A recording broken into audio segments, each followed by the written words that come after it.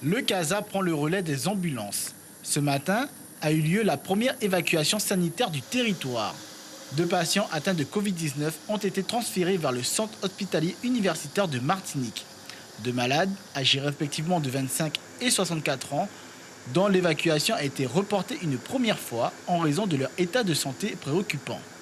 Une opération coordonnée à la fois par le SAMU, l'ARS et les forces armées de Guyane.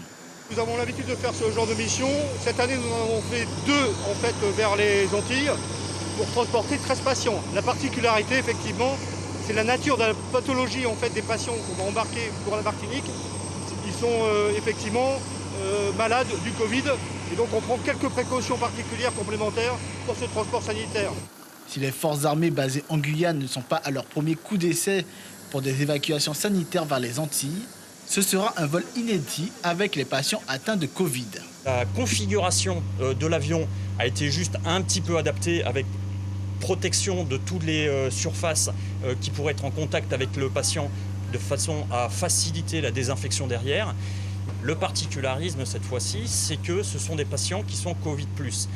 Et cette mission, en fonction des besoins de désengorgement des hôpitaux de Guyane, on est amené à le renouveler, soit à partir de cet avion CASA, soit à partir d'autres vecteurs qui pourraient être projetés depuis métropole en renfort de cette capacité.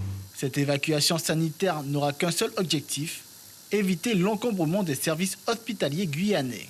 Mon travail, c'est de faire que jamais les établissements ne soient en situation de débordement et donc d'anticiper toute difficulté en prenant des mesures à l'avance qui permettent de ne jamais arriver à une situation de débordement.